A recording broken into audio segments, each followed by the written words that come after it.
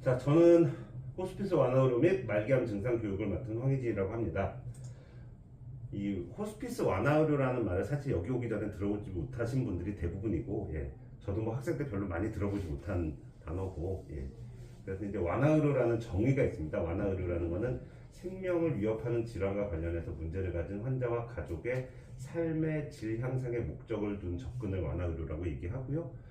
통증 제일 중요하죠. 통증, 그 다음에 신체적, 심리사회적, 영적인 문제를 조기에 발견하고 평가와 치료를 함으로써 고통을 예방할 뿐만 아니라 완화까지 시키는 그것을 완화의료라고 정의를 합니다.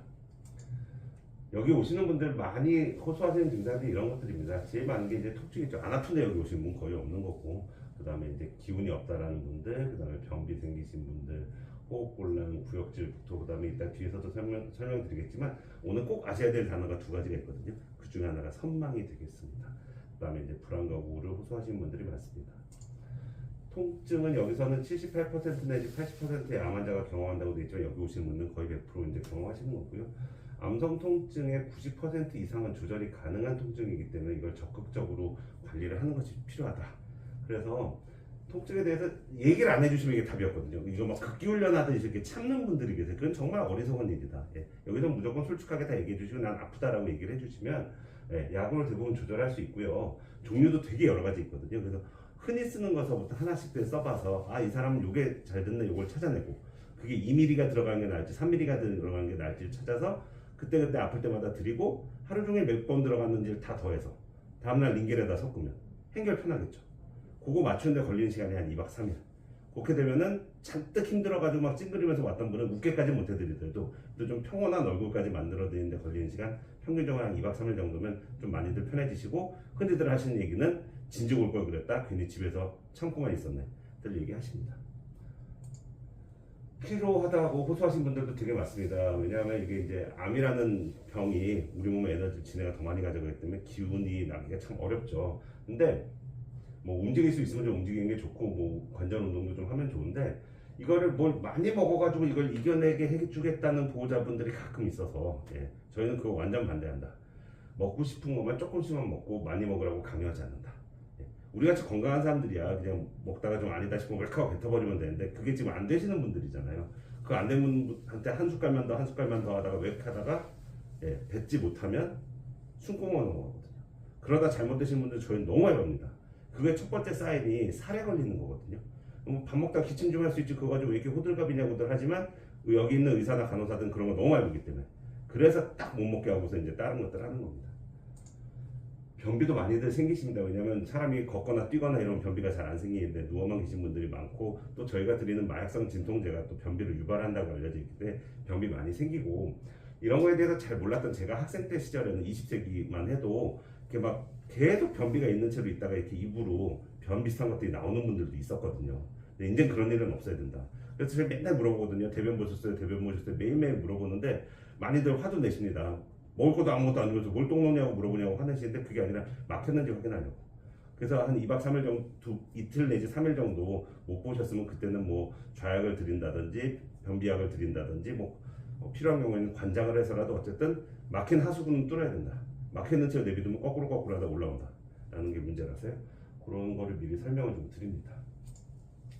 호흡곤란들도 되게 많이 호소하시는데 나 숨차다라고 얘기들 하시는데, 실제 우리가 몸에서 산소가 모질란지를 확인하는 방법은 손끝에다가 뭐 이렇게 기계 같은 거 대가지고, 코로나 때 많이들 보셨을 겁니다. 그전에는 사실 병원에만 있었는데 이거 대가지고 몸에 산소가 충분한가를 체크를 해서 사실 90% 정도 넘으면은 걱정은 안 하거든요. 그런데도 숨차다는 분들이 있습니다. 이거는 꾀병이 아니고 심리적으로 불안한 것 때문에. 그래서 그런 분들한테는 이 약 저 약 써봐야 소용없고 소량의 신경 안정제가 너무 큰 도움이 된다. 그거에 대해서도 이제 말씀드리면 우리 엄마 우리 아빠를 무슨 정신병자 취급하냐 화내는 분들인데, 그래서 쓰는 게 아니다. 호흡곤란의 개선에 도움을 준다고 이미 알려져 있기 때문에 그렇게 쓰는 겁니다. 울렁거리거나 토할 때 많이들 계십니다. 우리가 생으로 굶어도요. 생으로 굶어도 하루에 2리터 정도의 위액이 위장에서 만들어지거든요.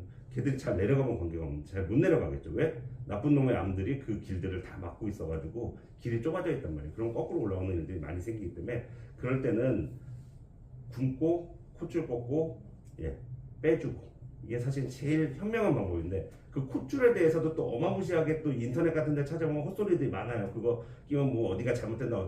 그거 혹시 만져보셨는지 모르겠는데 되게 말랑말랑하거든요. 그래가지고 사람을 어떻게 다치게 하려고 애를 써도 다치게 할 방법이 없는 겁니다. 그러니까 전혀 그런 걱정은 안 하셔도 되고 보통 안 끼겠다 안 끼겠다 하다가 결국 마지못해서 끼고 나면 이렇게 편한 걸 괜히 그죠.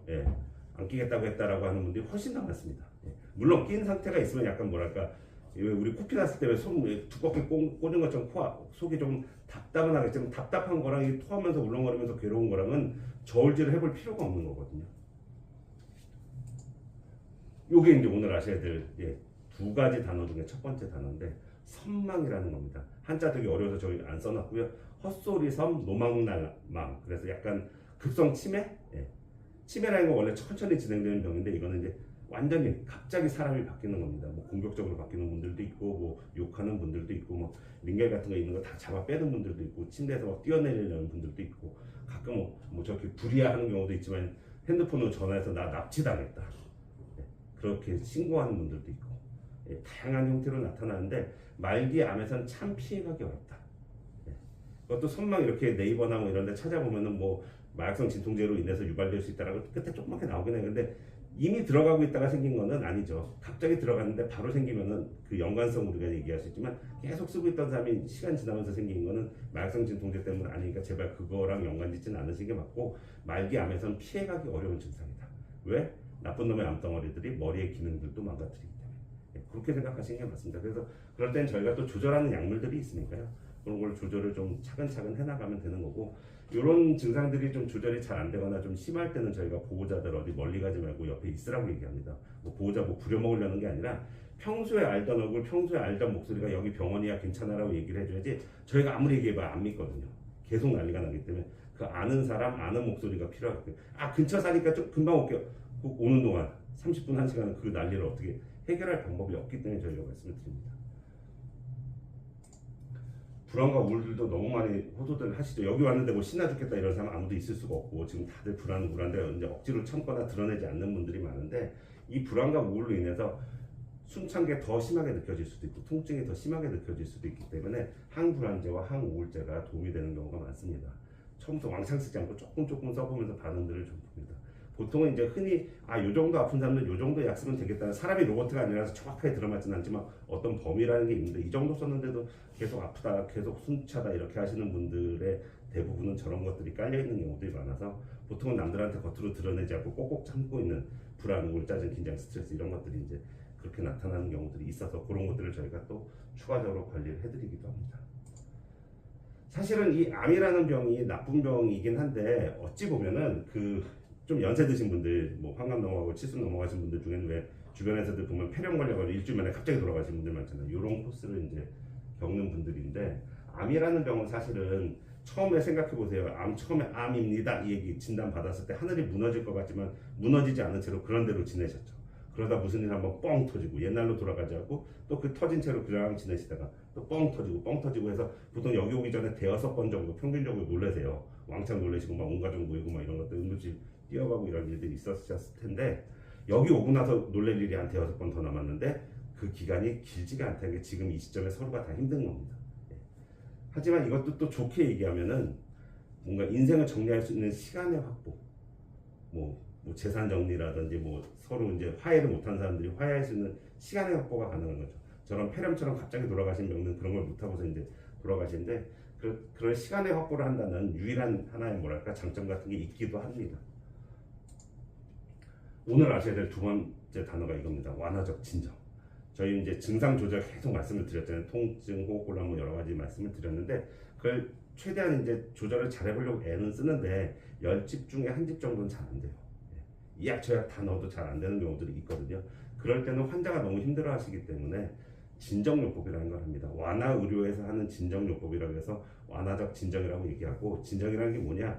수면도 아니고 마취도 아니고 그 중간쯤 되는 흔들면 반응은 하시는 정도를 만들어 놓는 건데 이거에 대해서도 또 나쁘게 얘기하는 사람도 있어요. 인터넷 같은 데 보면 지네 말이야 커피 마시고 히히덕거리려고 사람 잠 안 재운다 이런 얘기들 하는데 그게 아니고 깨어있는 순간이 너무너무 괴롭거나 힘들거나 하신 분들한테 계속 깨게 내비두는 것 자체가 전혀 도움이 되지 않기 때문에 저렇게 하는 거 사실 완화적 진정을 하면 더 자주 들여다봐야 돼요. 그냥 하루에 3번 혈압만 재고 체온만 재는 사람이 더 편하지. 저거 해놓고서 호흡은 괜찮은지 맥박은 괜찮은지 이런 것들 계속 체크하기 때문에 더 손은 많이 가지만, 그럼에도 불구하고 이것이 환자한테 더 이롭기 때문에 괴로운 시간과 고통스러운 시간을 줄일 수 있는 유일한 방법이기 때문에 저희 마음대로 하진 않고 동의서 받고 진행합니다. 그때가 되면은 저 얘기구나라고 한번 기억해 주시면 되는데, 저희는 맨날 쓰는 말이니까 완화적 진정할 거니까 동의서 써주세요 이렇게 얘기하거든요. 근데 보호자들은 이런 단어를 태어나서 처음 듣게 되고 그거 뭐야 이러시면서 몰라서 사인했는데 그게 그런 거였네 뭐 하는 분들이 많기 때문에 이런 교육 시간에 미리 말씀을 드린 거고, 저런 거 안 해보시면 제일 좋은데 하시는 분들의 비율이 그래도 한 절반 가까이는 됩니다. 그 정도 생각하시면 되고, 아까 말씀드린 선망은 한 10집 중에 9집 정도 나타난다고 보시면 되고요. 그렇게 저희가 이제 케어를 해드릴 예정이고요. 제가 준비한 강의는 여기까지고 경청해 주셔서 감사합니다. 혹시 질문이 없을 땐 둘 중에 하나죠. 하나도 못 알아듣게 강의했거나, 그죠? 귀에 쏙쏙 들어오게 강의 잘했거나. 두 번째겠죠? 네. 예, 감사합니다.